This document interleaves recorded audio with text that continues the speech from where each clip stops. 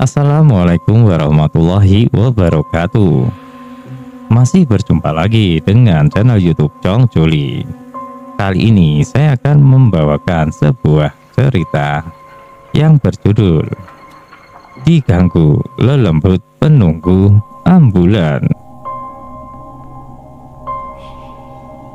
Kita langsung saja ke ceritanya. Pengalaman teman diganggu lelembut penunggu ambulan. Cerita horor ini dialami oleh Andang dari Wonosari, Gunung Kidul, Yogyakarta. Andang adalah seorang lelaki dari Wonosari yang bekerja di sebuah puskesmas, tepatnya bagian stay di UGD alias unit gawat darurat. Puskesmas tempat kerja Andang ini lokasinya tergolong pelosok desa, terletak di tepi jalan arah pantai selatan Gunung Kidul. Suatu ketika Andang dapat giliran jaga shift malam. Malam itu Andang bertugas berdua karena di ruang UGD lagi tidak ada pasien. Maka Andang gunakan waktu jaganya untuk membuat laporan dengan laptopnya. Sekitar jam 9 malam, datanglah dokter jaga. Sebut saja namanya Pak D. Biar tidak bosan, mereka bertiga mengobrol sembari menonton televisi. Sekitar jam 10 malam, datang rombongan bapak-bapak yang membawa seorang wanita berumur sekitar 25 tahun yang terluka dan susah diajak bicara.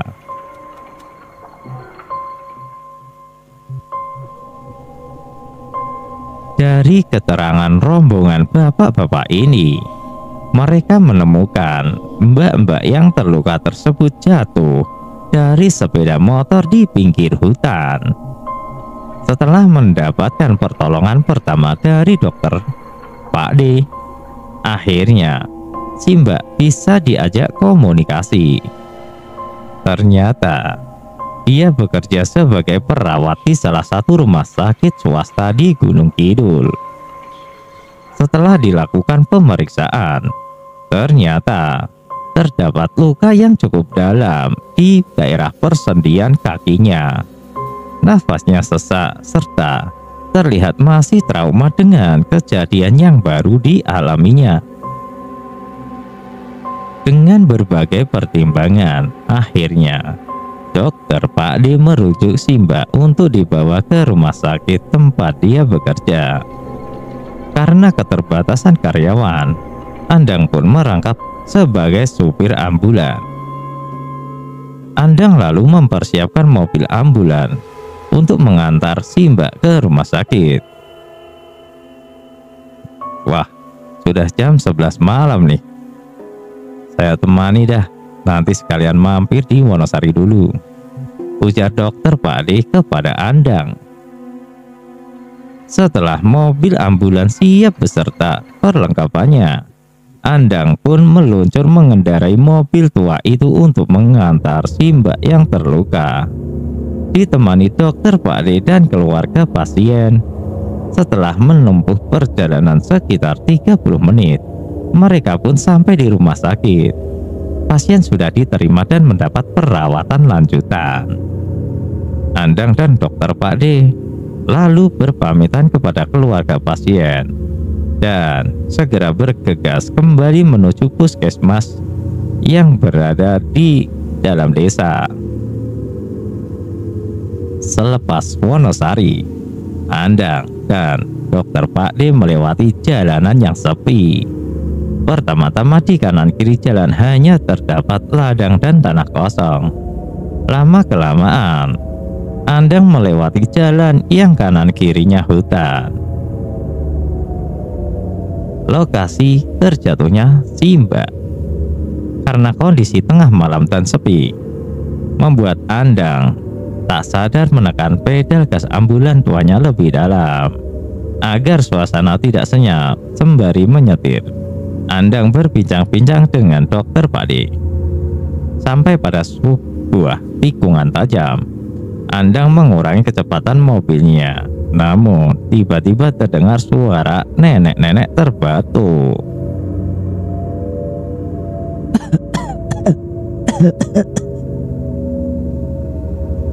Andang merasa tengkuknya merinding.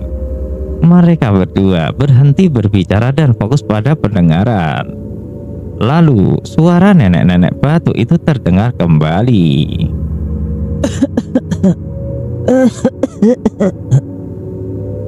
Dokter Pakde menatap Andang. "Sampean dengar juga, Pak?" tanya dokter Pakde kepada Andang. "Iya, saya dengar," jawab Andang pelan sambil mengangguk. Suasana langsung hening. Andang dan dokter Pakde merasa ada makhluk lain yang dompleng di dalam ambulannya. Beberapa saat kemudian, sampai juga Andang dan dokter Pakde ke puskesmas desa. Dokter Pakde langsung turun dan lari meninggalkan Andang sendirian di dalam ambulan. Sebenarnya Andang juga mau ikutan lari, tapi gengsi. Maka dengan sekuat tenaga, Andang berusaha mengusir rasa takut yang menghinggapinya. "Ya Allah, kenapa saya ini apes bener?" ucap Andang dalam hati. Akhirnya Andang memberanikan diri memarkir mobil ambulan ke garasi. Waktu menunjukkan pukul 1 malam. Ketika itu kondisi puskesmas sudah sepi. Teman jaga Andang juga sudah molor di ruang tunggu. Sementara dokter Pakde sudah ngacir masuk ke rumah dinas. Andang masih sendirian beres-beres ambulan. Saat itu Andang mau mengambil tabung oksigen dan perlengkapan lainnya dari dalam ambulan untuk dipindah ke ruang UGD. Andang pun turun dari kabin supir dan melipir ke belakang, dan terdengar lagi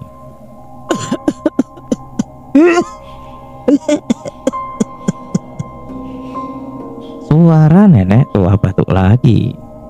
Andang bimbang, mau lari tapi kerjaan belum selesai. Mau meneruskan pekerjaan tapi ada lembut di dalam ambulan. Bismillah. Andang nekat membuka pintu belakang ambulan dan ternyata tidak ditemukan apa-apa. Tidak ada siapa-siapa. Sementara itu ternyata dokter Pakde masih mengintip dan mengawasi Andang dari balik gorden rumah dinas. Andang mulai mengangkat tabung oksigen dan peralatan medis dari dalam ambulan dan memindahkannya ke dalam ruang UGD. Saat Andang mengangkat peralatan, pintu ambulan masih terbuka. Ternyata dokter Pakde di balik gorden melihat penampakan di jok depan ambulan. Saat selesai menaruh peralatan, Andang kembali ke ambulan bermaksud menutup pintu belakang mobil. Sebenarnya Andang merasa ragu, tapi masa mobil ambulan dibiarkan pintu belakangnya terbuka? Dengan perasaan ngeri-ngeri gimana, Andang pun kembali ke ambulan. Andang berusaha memalingkan pandangan agar tidak melihat kabin ambulan. Handle pintu mobil sudah dipegang dan saat sampai separuh terdengar lagi suara nenek-nenek batuk.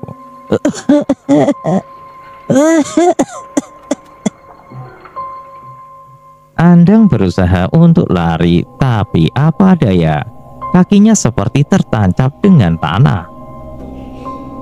Lalu terdengar suara nenek tua yang berbicara. Le, iki Simba, sirai kakak. Yang artinya, nak, ini Simba kepalanya gatal. Andang ketakutan bukan kepalang, tapi entah kenapa mendengar suara itu. Andang bukannya segera menutup pintu ambulan dan lari, melainkan malah membukanya kembali. Dan Andang melihat samar-samar sesosok nenek-nenek di dalam kabin ambulan. "Bah, apa nih sing gatel?" Artinya, "Bah, apanya yang gatal?" tanya Andang. Astaga, ternyata nenek-nenek itu menyodorkan sesuatu ke depan Andang. Tangan nenek itu terlihat seperti tengkorak berwarna hitam. Dan sesuatu yang disodorkannya itu ternyata sebuah kepala gundul. Mukanya rata, tidak ada mata, hidung dan mulutnya. Andang lalu komat kamit berusaha mengeluarkan sebuah kalimat tapi tidak bisa. Beberapa detik kemudian barulah Andang bisa bergerak dan langsung menutup pintu ambulan lalu lari ke dalam pos jaga. Keesokan harinya barulah dokter Pak D memberitahu Andang bahwa dia juga melihat penampakan nenek tua di jok depan mobil ambulan. Benar-benar pengalaman yang sangat menegangkan. Bagaimana jika ini terjadi kepada kalian? Apakah kalian pernah mengalaminya secara langsung? Silahkan tulis di kolom komentar.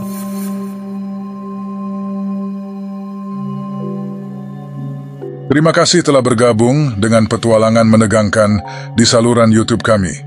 Namun ini hanyalah awal dari banyak petualangan yang menunggu di depan. Kami sangat bersemangat untuk menghadirkan lebih banyak cerita seru, penemuan misterius, dan momen-momen tak terlupakan yang akan membuat bulu kuduk kamu merinding.